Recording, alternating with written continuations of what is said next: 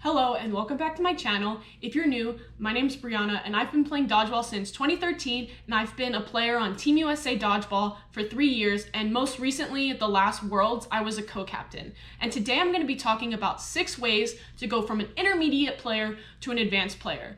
And these are things that you could do as a beginner as well, but I'm kind of honing in on things that players that have gotten to this level where they're so close to either being invited to try out for their national team or they're so close to making it, things they can do to really push themselves to that next level. So let's jump right into it. So I did want to start off by mentioning these 6 things are all things that I use to help me get better at Dodgeball and eventually make Team USA. So the number one thing is to practice and train outside of your rec leagues and tournaments. So I find that a lot of players come in that are naturally talented, maybe they have a great arm, they came from baseball, or they're amazing catchers and they just got those instincts from being a soccer goalie and they're just naturally good. And so they don't practice outside of Dodgeball. They just show up to their weeknight Dodgeball games and then they go show up to tournaments. They don't actually go to the gym or train outside.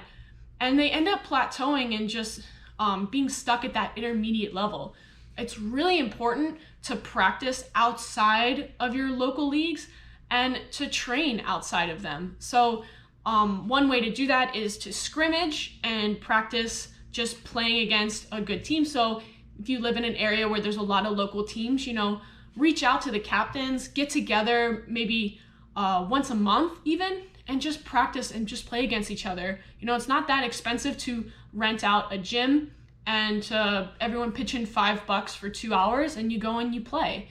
And that's one way to get better. You can also do drills specifically for in-game scenarios, and that's something I'm actually going to be having in the future on my channel. And then of course, just training, like working out, whether it's going for a run to work on your cardio or you are going to the gym and lifting weights. It's training to get better at Dodgeball. So my number 2 tip is to watch film.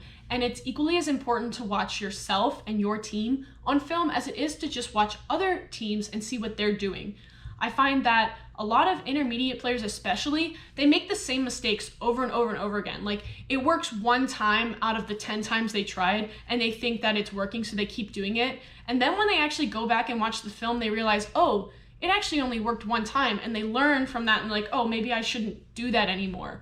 But when you don't watch the film, thinking back, you think that it was successful because you remember that one time it worked and you continue to do the same mistake. So it's super important to learn from your mistakes and also to see what you're doing well and what is working when you guys are playing with yourself and your team.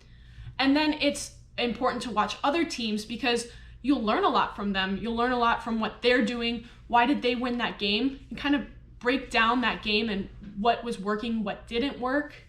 And I'm going to be doing a video in the future kind of breaking down what to look for when you're watching film and what I do, how I approach watching film for any of you guys that are newer to the sport. So number 3 is self-evaluating your game and constantly working at getting better. So I find that a lot of intermediate players, they get to a certain point where they know they're good, and so they just continue to do the same things over and over again. They don't work on any particular skills and they start to plateau and stop getting better. They kind of hit that point where they're just not getting any better from there. And so it's super important to constantly evaluate what you're doing. Maybe you're getting out the same way over and over again. You get too close to the line, you jump, it nicks your feet. Well, you evaluate, oh, okay, I keep getting out that way, and you work on backing up more. So that's, again, important. If you're watching film, you might catch that a little sooner.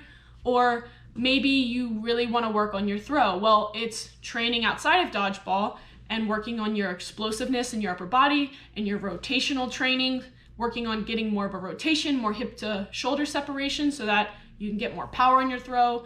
Or maybe you're only ever playing corner and you don't feel comfortable without a ball, but you decide, okay, I'm going to practice, I'm going to play in the middle and I'm going to practice my catching and dodging because I need to get better at it.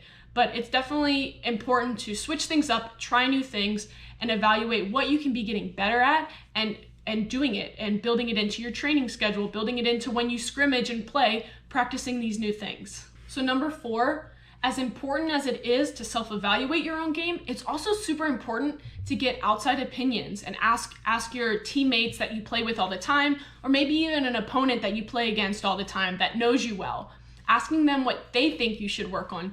Because sometimes you'll get so caught up in one thing that you don't realize that a lot of people think, oh, your pump fake is just not convincing at all, and you never even thought of it.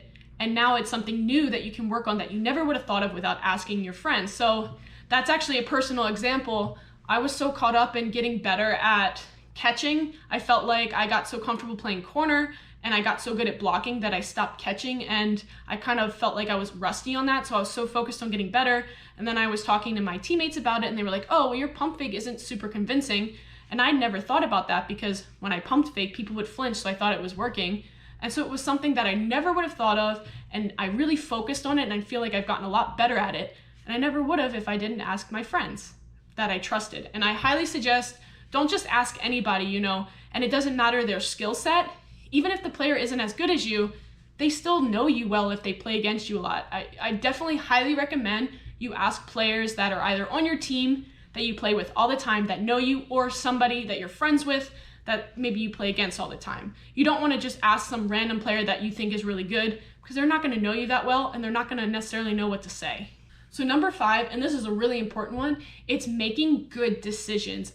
And to make good decisions as an intermediate player wanting to get to the advanced level, like one thing advanced players do really well is they evaluate where they are in the game and play to that scenario. So what I mean by that is you need to know what the score is, how much time you have left on the clock, and what you need to do to win the game. So for instance, if you're up 3 points and you have 2 minutes left, well, you want to be playing really slow. You have no reason to be rushing and taking every shot you see. You want to play slow and burn the clock out and not allow the other team to get those 3 points.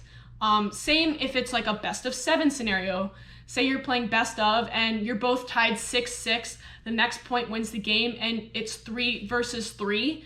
Well, you don't want to take any big risks at that point, because that could lose you the game. You don't have extra points to catch up if you lose that match. So you want to probably play slow and throw together and just take your time, be patient.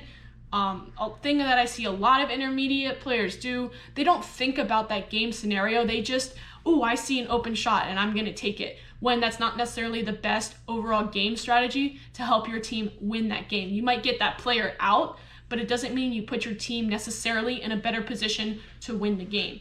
And it's the same if you were down 3 points, well then you probably need to start playing fast. So if you have someone that's just blocking and the other team's just throwing one at you, well eventually you might want to take that risk and go for a catch, because you're not going to get anyone out just blocking, and you need to be playing fast because you're down 3 points, So it's really important to understand where your team is in that game and what you need to do to win, and always constantly be thinking about that when you're playing. And last, number 6, is to always play with new people when you can. So one thing I did when I was first really starting to get to that next level in dodgeball is I played with the first person that would ask me, whether it was for a rec league, 20v20, whatever, or for a tournament, I would just say yes to the first person that asked, because it gave me the opportunity to play with different teams and learn kind of how they approach the game, pick up little skills and things from other players that I thought that they did really well that I wanted to get better at. And it allowed me to really expand my knowledge of the game and to try new things and play different positions based on what team I was on. And then of course, when I started playing competitively, I would have my women's team that I would play with at all the competitive tournaments, and my co-ed team. But that didn't stop me from local whatever tournaments that were just fun tournaments to play with different people. So I know for a lot of you, you have your national team, whatever, that you travel with and you played all the major tournaments. But whenever you have a local rec league or just a fun like 2v2 tournament or whatever, I highly recommend you try and play with different people every time, because you'll pick up on a lot of new things a lot quicker than if you're constantly playing with the same people over and over again. You're constantly going to do the same things over and over again. I hope this video gave you guys some ideas on what you can do to help yourself get to that next level. If you enjoyed this video, please give it a like, and don't forget to subscribe to my channel and hit that notification bell so you know exactly when new videos are coming out, and drop a comment with any other topics that you'd like me to cover, and I'll see you guys at the next one. Thanks.